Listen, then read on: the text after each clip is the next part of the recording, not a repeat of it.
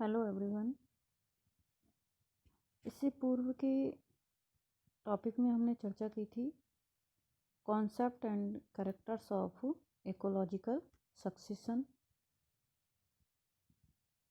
अभी हम चर्चा करेंगे कॉजेज ऑफ सक्सेशन, यानी अनुक्रमण के कारण क्या है, क्यों होता है अनुक्रमण। तो अनुक्रमण चूँकि एक जटिल प्रक्रमों का क्रमबद्ध प्रक्रिया है,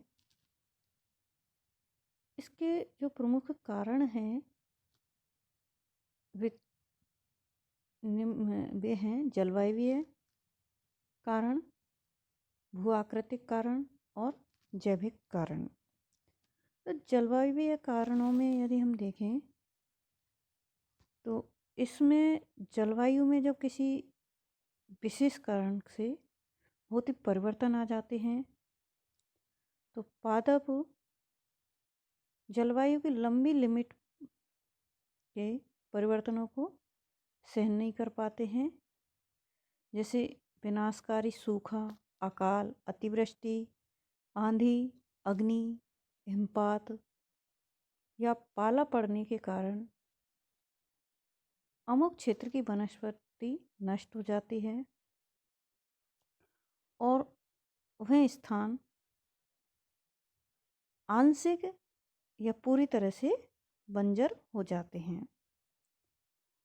इस नष्ट हुई जो वनस्पति का स्थान है, वहाँ पर ऐसे पादप समुदाय विकसित हो जाते हैं जो जलवायु के लिए अनुकूलित होते हों। तो इस प्रकार जो जलवायु परिवर्तनों के कारण अनुक्रमण होता है वह है। दूसरा कारण है टॉपोग्राफिक कॉजेज या भू आकृतिक कारण। तो भूमि की जो संरचना में परिवर्तन होते हैं भू आकृति में, उसके कारण जो अनुक्रमण होता है उसे भू आकृतिक कारण के कारण अनुक्रमण। इसमें जो प्रमुख है मृदीय कारक, जैसे मृदा अपरदन। मृदा अपरदन जैसे जल बहाव, वायु, नदी, समुद्र और वर्षा के द्वारा जो भूमि की ऊपरी परत है वह बहकर हटा दिया जाता है, और इस प्रक्रम को जब ऊपरी परत के हट जाने को कहते हैं मृदा अपरदन। मृदा की जो ऊपरी परत है टॉप सॉइल जिसे कहते हैं, पादप वृद्धि के लिए बहुत ही महत्वपूर्ण होती है क्योंकि उसमें हुमरस होता है। तो ऊपरी परत के अपरदन से के नष्ट होने से वहाँ की वनस्पति भी नष्ट हो जाती है और वह स्थान अनाच्छादित हो जाता है, यानी बंजर हो जाता है। इस प्रकार का जो वनस्पति रहित क्षेत्र है उसमें नए प्रकार के पादप समुदाय उगने लगते हैं। मृदा का जमाव या सॉइल डिपोजिशन,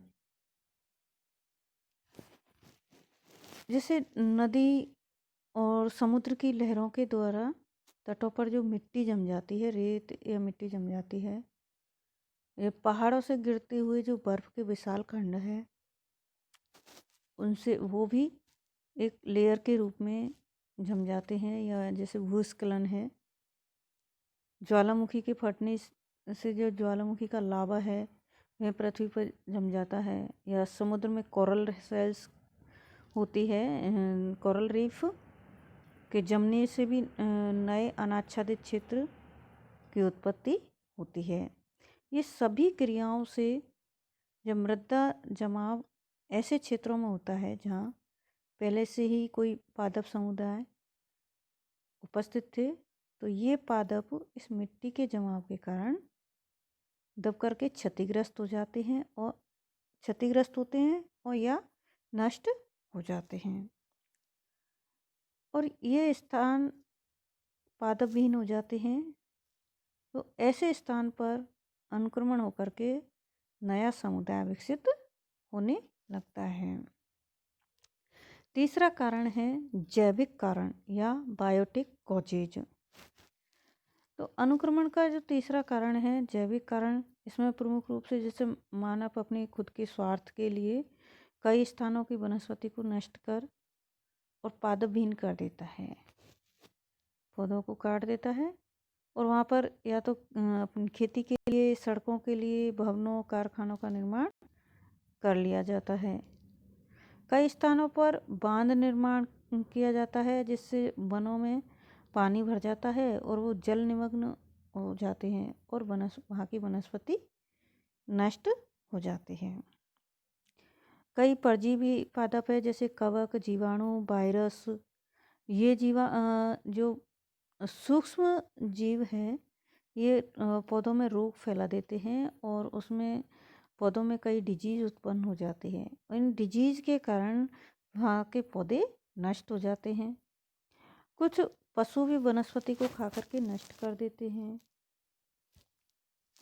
कई बार प्राकृतिक वनस्पति के जंगल को काटकर अनुक्रमण को प्रोत्साहन देते हैं। ये सभी क्रियाओं के कारण वहाँ के जो वनस्पतिक क्षेत्र है वे अनाच्छादित हो जाते हैं और ये अनाच्छादित क्षेत्रों के निर्माण में अनुक्रमण की क्रिया के द्वारा नई वनस्पति विकसित होने लगती है। तो इस प्रकार से स्पष्ट होता है कि सभी जो मिलाकर के जैसे भौतिक, जलवायु कारक या भू और बायोटिक कारक प्रमुख रूप से अनुक्रमण को बढ़ावा देते हैं। धन्यवाद।